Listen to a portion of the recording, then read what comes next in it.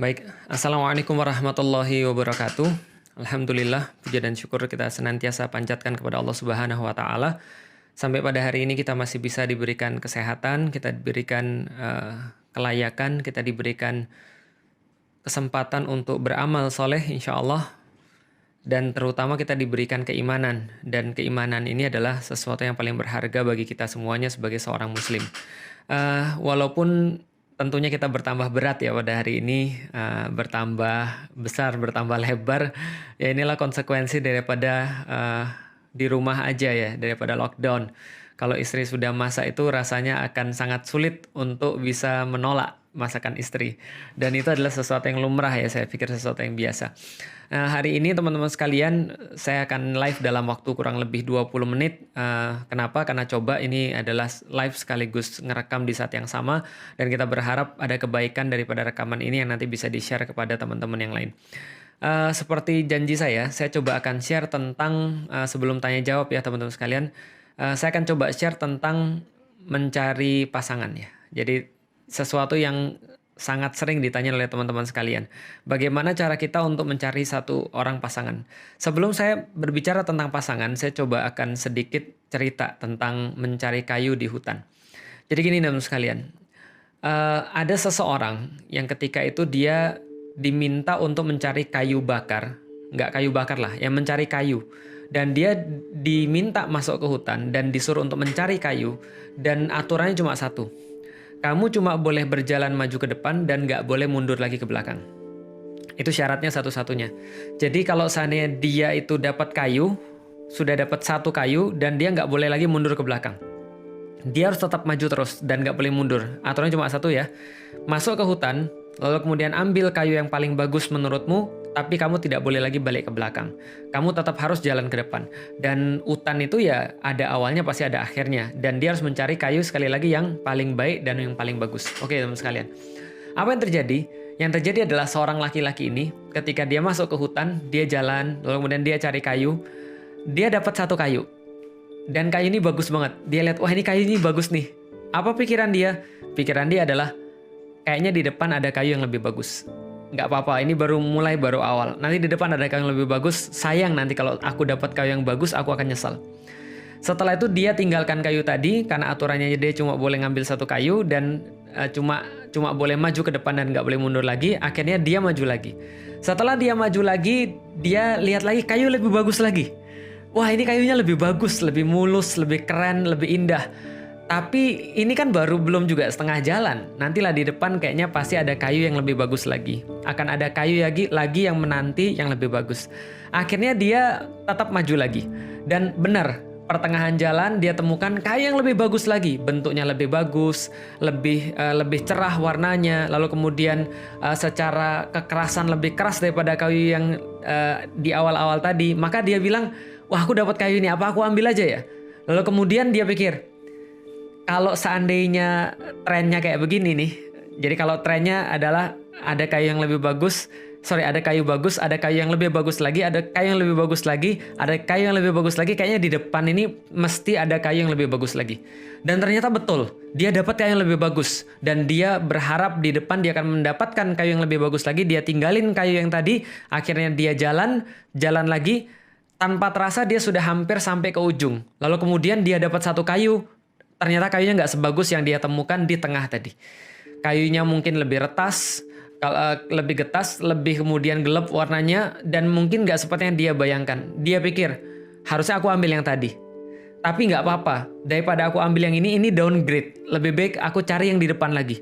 Akhirnya dia cari yang di depan lagi, dia dapat kayu yang bagus lagi, dan dia bilang, tapi ini bagus sih, tapi nggak sebagus yang di tengah. Aku akan cari, kalau aku yang dapat di tengah, aku akan langsung untuk ambil, lalu kemudian keluar daripada hutan ini. Dia tinggalin lagi dan dia jalan. Terus menerus begitu, ternyata apa yang terjadi? Sampai dia keluar daripada hutan tadi, dia tidak mendapatkan kayu satupun yang dia bisa bawa ke rumahnya. Ini kayak apa sih? Ini kayak orang yang ketika dia mau nikah, tapi dia nggak ngerti kenapa dia mau nikah. Ini yang saya maksud dengan orang-orang yang nggak ngerti tujuan dia nikah itu apa. Karena itulah dia bingung, karena itulah dia mungkin berada dalam satu keadaan di mana dia ini iya nggak ya? Aku harus nggak nih? Ini terima nggak ya? Ini ditolak atau nggak nih? Atau seperti apa nih? Ini yang saya bilang orang yang kayak ibarat nyari kayu dan dia terus-menerus berpikir nanti di depan ada yang lebih baik. Nanti di depan ada yang lebih baik. Nanti di depan dia pikir di belakang coba aku ambil. Hidupnya akan penuh dengan penyesalan dan hidupnya akan penuh dengan harapan-harapan yang nggak pasti. Karena manusia itu senantiasa berada di antara dua. Antara harapan dan antara penyesalan. Nah, bagaimana supaya kita ini tetap punya harapan? Dan harapan kita tuh tidak panjang angan-angan, tidak masuk ke sana. Dan bagaimana caranya agar kita tuh tidak menyesal? Nah, ini ceritanya. Yang menjadi kritik saya pada orang-orang yang mereka itu senantiasa bingung dalam proses pernikahan, senantiasa mungkin galau dalam proses pernikahan adalah kita tuh coba jelasin dulu kenapa kita mau nikah. Kenapa kita mau melanjutkan ke jenjang pernikahan.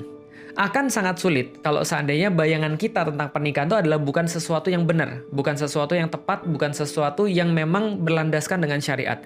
Ini akan menjadi sangat sulit sekali. Tapi apabila kita sudah tahu kenapa kita menikah, atas dasar apa kita menikah, dan apa yang mau kita lakukan setelah nikah, maka semuanya akan semakin mudah. Apa maksud saya di situ? Kejadian kayak orang yang nyari kayu di hutan tadi nggak akan pernah terjadi kalau Anda benar-benar paham tentang kenapa Anda nikah dan untuk apa nikah itu. Jadi membayangkan nikah itu untuk apa. Dengan itu semuanya, maka teman-teman akan sudah punya yang namanya karakteristik yang diperlukan. Contoh misalnya, saya secara pribadi misalnya, saya pernah bilang sama Ummu Alila, kalau seandainya saya nyari kamu, saya nikahin kamu, mungkin gara-gara fisik. Mungkin sekarang saya akan menyesal. Kenapa? Akan banyak fisik yang lebih baik daripada istri kita. Kenapa bisa begitu? Ya rumput tetangga senantiasa lebih hijau. Karena yang namanya cantik itu kan bukan hanya berdasarkan fisik, tapi berdasarkan perasaan, berdasarkan penasaran dan seterusnya. Akan ada yang lebih baik, akan ada yang lebih bagus. Kalau saya nikahi dia karena fisik, mungkin saya sekarang merasa menyesal. Lalu kemudian berpikir, kenapa saya nggak sama ini aja ya? Coba dulu saya belum menikah, mungkin saya bisa sama ini. Kenapa? Karena dia nggak punya karakteristik yang dia inginkan. Dia nggak punya orang yang dia jadikan sebagai standar ketika dia mau nikah. Apa keinginan dia ketika nikah? Saya nikah sama istri saya bukan karena itu semua. Saya nikah sama istri saya jelas. Kenapa? Karena saya menginginkan seorang perempuan yang bisa mendukung saya di dalam dakwah dan dia bisa menjadi ibu daripada anak-anak saya. That's enough. Itu yang saya inginkan. Jadi ketika saya ditanya pada diri saya ditanya sama orang lain atau saya bertanya pada diri saya sendiri, untuk apa sih kamu nikah, Lik? Saya nikah untuk dakwah. Maka yang saya perlukan untuk dakwah adalah satu, orang yang mau mendukung saya di dalam dakwah saya. Dua, orang yang bisa mengurusi anak-anak saya yang kelak nanti akan meneruskan langkah-langkah dakwah saya. Ini yang saya perlukan dan ini yang saya cari. Maka ketika saya cari, lalu kemudian saya lihat, ada orang yang cantik. Ada orang yang kemudian sangat playful. Ada orang yang sangat-sangat ya pokoknya seksi misalnya, taruhlah, dan segala macam. Saya bilang dalam diri saya pengen dengan orang kayak begini, seksi, playful, putih, lalu kemudian hidupnya main-main, kaya dan segala macamnya. Taruhlah misalnya ada yang kayak gitu yang mau sama saya, taruhlah gitu kan ya. Tapi saya pikir, iya ini kalau untuk diajak main ya mungkin iya, kalau untuk diajak pacaran mungkin iya. Tapi yang saya perlukan kan bukan pacaran. Yang saya perlukan adalah ibu daripada anak-anak saya. Maka yang saya cari apa? Yang saya cari adalah orang-orang yang keibuan, yang punya rasa feminitas yang tinggi, rasa keibuan yang tinggi. Saya bisa bayangin dia ketika jadi ibu daripada anak-anak saya. Maka kemudian saya nikahi istri saya yang sekarang, Ummu Alila, karena saya punya standar seperti apa kehidupan saya ke depan. Apa yang saya cari ke depan. Ketika saya cari ke depan adalah orang-orang kayak begini, maka saya nggak perlu yang lain selain apa yang saya perlukan. Adapun kalau saya dapat yang cantik, yaitu adalah bonus. Ya kan laki-laki pasti nyari yang cenderung dong. Dan yang cenderung itu kan termasuk secara wajah. Maka ketika saya ngelihat dia saya demen, saya ngelihat dia saya tenang, saya ngelihat dia saya senang, itu cukup bagi saya. Sakinah bagi saya selesai. Saya nggak perlu lagi yang lain. Contoh misalnya tingkat keputihan segini, ya nggak perlu. Makanya istri saya nggak putih. Dan bagi saya nggak ada masalah. Dan saya nggak pernah menyesali sampai hari ini ketika nggak milih istri yang putih. Kenapa? Karena saya nggak mau jadi seperti orang yang disuruh nyari kayu di hutan, lalu kemudian dia maju terus untuk mengharapkan yang lebih baik, lalu kemudian di ujung dia berakhir dengan penyesalan. Dan ini banyak yang terjadi pada zaman sekarang. Seperti apa zaman sekarang yang terjadi? Nah, coba lihat teman sekalian. Ada orang-orang yang kadang-kadang ya, ketika misalnya contoh, ada seseorang yang datang pada dia, atau ada seseorang yang mengkhidbah dia, taruhlah dia seorang perempuan misalnya. Dia merasa, aku nggak mau, kenapa? Karena aku sudah suka dengan seseorang misalnya. Aku cuma suka sama si dia, dan aku mau dia untuk menjadi kemudian pasangan saya. Pertanyaan saya, untuk apa Anda menikah? Kenapa Anda nikah? Kenapa Anda harus kemudian mengalami jenjang pernikahan? Kalau untuk, ya ini karena dakwah, kenapa harus sama dia? Oh, karena dia memiliki kemudian kemampuan dengan Al-Quran. Kalau yang lain juga punya kemampuan Al-Quran misalnya, apakah kita mau? Enggak, aku cuma maunya sama dia. Nah, ini berarti nafsu. Ini berarti bukan pertimbangan syariat. Bukan kemudian dia menginginkan satu fase yang berbeda untuk ketaatan kepada Allah. Ketaatan ini adalah seharusnya menjadi pertimbangan paling utama ketika seseorang mau menikah. Maka kadang-kadang ketika ada seorang akhwat nanya pada saya, Ustadz, kapan kita harus menerima seseorang? Kapan kita harus menolak seseorang? Kita harus menerima seseorang ya kalau dia sudah memenuhi standar yang kita perlukan untuk masa depan. Kalau memang cuma untuk dakwah, memang semuanya untuk lillahi ta'ala, maka ketika datang seorang laki-laki yang baik dan dia sudah punya komitmen di dalam dakwah, sudah punya komitmen dalam ketaatan pada Allah, ya sudah nikahlah. Kan nggak perlu harus ideal. Nggak semua yang kita inginkan harus jadi nyata. Nggak semua yang kita mau harus kemudian terrealisasi. Tapi yang harus terrealisasi adalah apa yang kita niatkan di jalan Allah. Karena pernikahan adalah sebagai sebuah ibadah. Nah, jadi teman-teman sekalian, apa yang menjadi kesimpulannya? Teman-teman harus tahu dulu nikah ini untuk apa. Kalau teman-teman tahu nikah ini untuk apa, teman-teman tahu apa yang harus dilakukan setelah nikah, teman-teman tahu setelah nikah mau ngapain, maka tidak pernah akan ada kebingungan dalam menentukan siapa pasangan kita. Begitupun juga dengan seorang laki-laki. Ketika laki-laki itu tahu persis kenapa dia nikah, maka dia akan lepas daripada pertanyaan-pertanyaan yang nggak penting yang seringkali ditanyakan kepada saya. Ustadz, saya suka dengan seseorang, saya mau ngajak dia nikah, tapi dia non-muslim, gimana Ustadz? Ya tergantung antum nikahnya untuk apa. Antum nikahnya itu tujuannya apa? Ustadz, saya mau nikah Ustadz, tapi mohon maaf Ustadz, gimana kalau seandainya dia bukan satu etnis dengan saya? Dia orang Sunda Ustadz, sedangkan saya orang Padang. Emang terus kenapa? Kamu nikahnya karena apa dulu gitu kan ya? Ustadz, mohon maaf Ustadz, saya mau nikah sama dia Ustadz. Tapi gimana Ustadz? Kalau seandainya saya tuh pengennya yang seksi. Nah, ini balik lagi. Jadi antum tuh nikah untuk apa? Kalau orang nikah itu untuk Allah, maka pertimbangannya akan disesuaikan dengan itu. Kalau saya pengen pergi ke Turki, maka saya cari tiket ke Turki.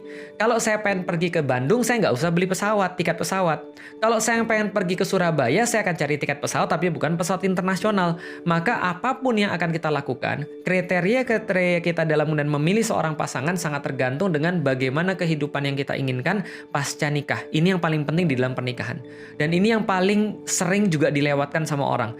Tanpa kita sadari, walaupun seolah-olah kita merasa kita sudah ngaji, kita merasa kita sudah punya pandangan islami, kita merasa kita sudah orang dakwah, tapi kadang-kadang apapun yang kita putuskan itu ternyata tidak berdasarkan apa yang dakwah perlukan, tapi berdasarkan mungkin hawa nafsu kita.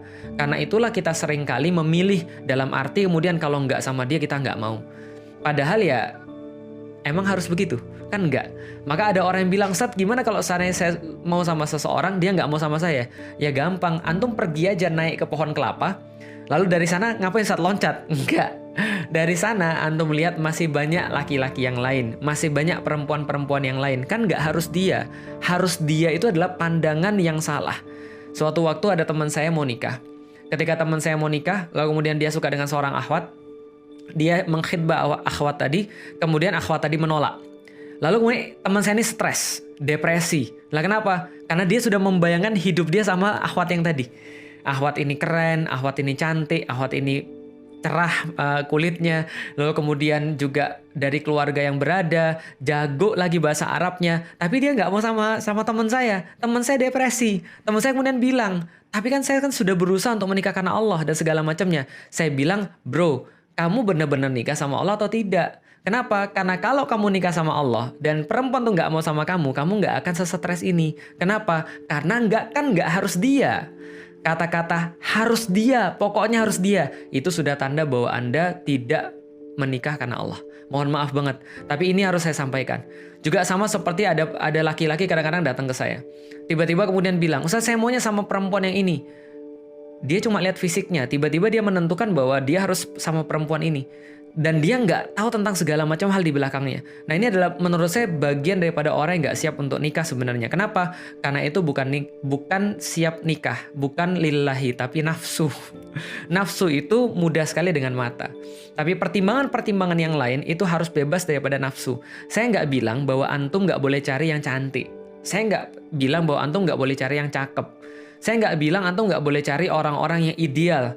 Ideal itu boleh, nggak ada masalah. Tapi ya kita harus tahu kapan kita harus bertahan dengan idealitas itu, kapan kita harus balik lagi pada standar kita, yaitu adalah mencari kayu yang terbaik. Apa itu kayu yang terbaik? Kayu yang terbaik adalah kayu yang kita perlukan. bukan kayu yang harus memenuhi seluruh idealitas yang ada. Contoh misalnya, cari laki-laki. Apa ciri-ciri laki-laki yang kamu mau, Mbak? Seperti Rasulullah Muhammad. Oh ya, semuanya juga mau gitu kan ya.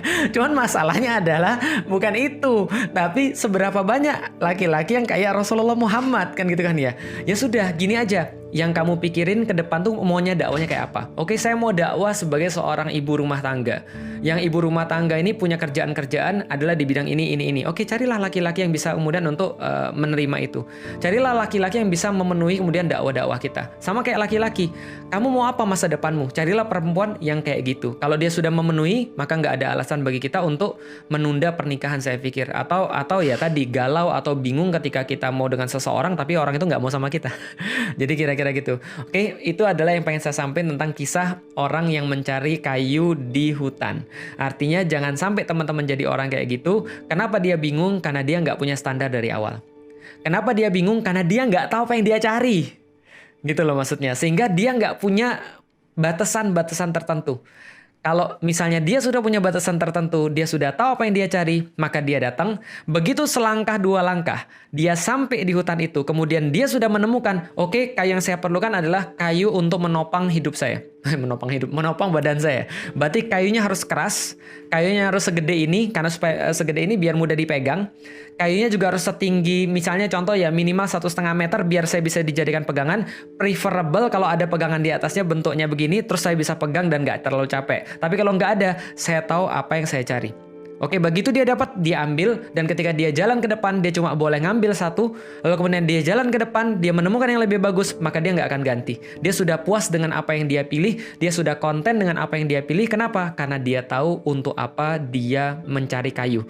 Sama kayak orang nikah, maka ketika dia sudah tahu untuk apa dia nikah, dia sudah tahu kontennya seperti apa, bukan konten, dia sudah tahu seperti apa kriteria yang dia perlukan, maka dia akan segera untuk menikah ketika dia sudah menemukan kriteria-kriteria seperti itu. Gitu ya teman-teman sekalian. Nah, silakan sekarang teman-teman punya waktu sekitar 5-10 menit untuk tanya dan jawab. Mudah-mudahan ada kebaikan dari situ. Yang ketinggalan insya Allah ini akan kita publish di YouTube. Jadi ini saya juga rekam dan kita akan publish di YouTube, dan mudah-mudahan teman-teman bisa menikmati di YouTube. Karena ada kamera di situ.